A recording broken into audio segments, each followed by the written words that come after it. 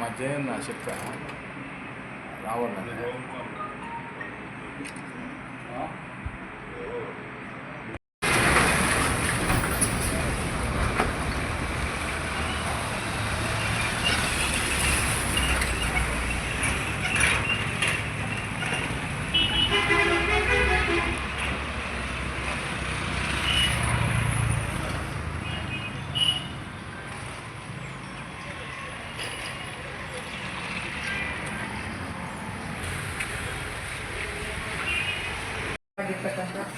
ನಮ್ಮೆಲ್ಲರ ನೆಚ್ಚಿನ ನಾಯಕರಾದಂಥ ಶಾಸಕರಾದಂಥ ಸಮೃದ್ಧಿ ಮಂಜುನಾಥ್ ಸರ್ ಅವರೇ, ಅದೇ ರೀತಿ ವೇದಿಕೆಯ ಮೇಲೆ ಆಸೀನರಾಗಿರ್ತಕ್ಕಂಥ ಎಲ್ಲ ಗಣ್ಯ ವ್ಯಕ್ತಿಗಳೇ ಹಾಗೂ ವೇದಿಕೆಯ ಮುಂಭಾಗದಲ್ಲಿ ಉಪಸ್ಥಿತರಿರ್ತಕ್ಕಂಥ ಜನಾಂಗದ ಮುಖಂಡರೇ, ಸಾರ್ವಜನಿಕರೇ, ಮಾಧ್ಯಮ ಮಿತ್ರರೇ ಹಾಗೂ ಅಧಿಕಾರಿ ಮಿತ್ರರೇ, ಎಲ್ಲರಿಗೂ ಕೂಡ ಇವತ್ತು ಬಾಬೂಜಿ ಅವರ ಜಯಂತಿಯ ಶುಭಾಶಯಗಳನ್ನು ಕೊಡ್ತಾ ಇದ್ದೀನಿ.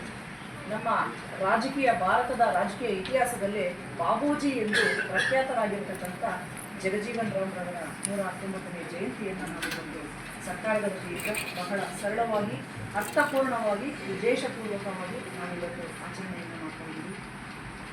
1946ರಲ್ಲೇ ಜವಾಹರ್ಲಾಲ್ ನೆಹರೂರವರ ಸರ್ಕಾರದಲ್ಲಿ ಅತಿ ಹಿರಿಯ ಸಚಿವರಾಗಿ ಇವರು ಸಂಸತ್ತಿಗೆ ಬರ್ತಾರೆ. ಅವರು ರಕ್ಷಣಾ ಸಚಿವರಾಗಿ, ಕೃಷಿ ಸಚಿವರಾಗಿ, ಕಾರ್ಮಿಕ ಸಚಿವರಾಗಿ ಹಲವು ಖಾತೆಗಳನ್ನು ನಿಭಾಯಿಸ್ತಾರೆ. ಬಾಲ್ಯದಿಂದಲೂ ಕೂಡ ಅಸ್ಪೃಶ್ಯತೆಯನ್ನು ಎದುರಿಸ್ತಾ ಬರ್ತಾರೆ. ಸಮಾಜದಲ್ಲಿ ಇರ್ತಕ್ಕಂಥ ಏಳು ಬೀಳುಗಳನ್ನು, ಅಸ್ಪೃಶ್ಯರನ್ನು ನಿವಾರಣೆ ಮಾಡಬೇಕು ಅನ್ನೋದು ಅವರ ಉದ್ದೇಶ ಆಗಿರ್ತದೆ. ದಲಿತರ ಪರವಾಗಿ ಅವರು ಧ್ವನಿ ಎತ್ತುತ್ತಾರೆ. ಸಮಾಜದ ಬಗ್ಗೆ ಹೆಚ್ಚು ಕಾಳಜಿಯನ್ನು ಇಟ್ಕೊಂಡು ಕಾರ್ಮಿಕ ಸಚಿವರಾಗಿದ್ದಾಗ 1948ರಲ್ಲಿ ಕನಿಷ್ಠ ವೇತನ ಕಾಯ್ದೆಯನ್ನು ಜಾರಿಗೆ ತರ್ತಾರೆ. ಇವತ್ತು ಕಾರ್ಮಿಕರು ಪಡಿತಾ ಇರ್ತಕ್ಕಂಥ PF ಸೌಲಭ್ಯ ಏನಿದೆ, ಇದು ಇವರ ಸಾಧನೆ, ಅವರ ಕೊಡುಗೆ ಅಂದರೆ ತಪ್ಪಾಗಲಾರದು.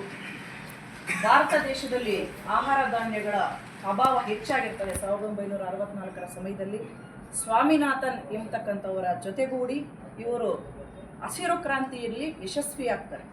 ಆಹಾರ ಧಾನ್ಯಗಳ ಕೊರತೆಯನ್ನು ಎದುರಿಸ್ತಾ ಇರ್ತಕ್ಕಂಥ ಭಾರತ ದೇಶದಲ್ಲಿ ಹೆಚ್ಚು ಸಮೃದ್ಧಿಯಾಗಿ ಆಹಾರ ಧಾನ್ಯಗಳು ಬೆಳೆಯುವ ರೀತಿ ಅವರು ಯಶಸ್ವಿಯಾಗಿ ಹಲವಾರು ಯೋಜನೆಗಳನ್ನು ಹಾಕಿಕೊಂಡು ಕೃಷಿ ಕ್ಷೇತ್ರದಲ್ಲಿ ಅಗಾಧವಾದಂಥ ಸಾಧನೆಯನ್ನು ಮಾಡ್ತಾರೆ.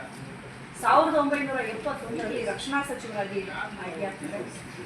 ಭಾರತ ಮತ್ತು ಪಾಕಿಸ್ತಾನದ ನಡುವೆ ಸಚಿವರಾಗಿರ್ತಾರೆ, ರಕ್ಷಣಾ ಸಚಿವರಾಗಿರ್ತಾರೆ.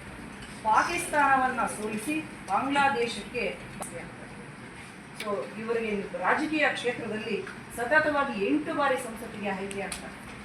ಸುಮಾರು 5 ದಶಕಗಳ ಕಾಲ ಬಹಳ ದೀರ್ಘವಾದಂಥ ಸೇವೆಯನ್ನು ಭಾರತದ ರಾಜಕೀಯ ಇತಿಹಾಸದಲ್ಲಿ ಅವರು ಸೇವೆಯನ್ನು ಕೊಟ್ಟಿದ್ದಾರೆ.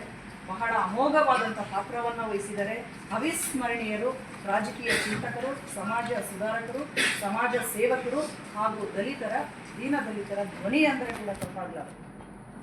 ಭಾರತ ಸರ್ಕಾರ ಏಪ್ರಿಲ್ 5 ಸಮತಾ ದಿನ ಅಂತ ಘೋಷಣೆ ಮಾಡಿದೆ.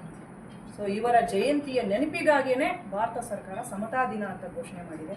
ಸೊ ಇವರ ಎಲ್ಲ ಸಾಧನೆಗಳನ್ನು, ಇವರ ಎಲ್ಲ ಒಂದು ಆದರ್ಶಗಳ ಒಂದು ಹಾದಿಯಲ್ಲಿ ನಾವೆಲ್ಲರೂ ನಡಿಬೇಕು ಅಂತಕ್ಕಂಥದ್ದು ನನ್ನ ಒಂದು ಉದ್ದೇಶ.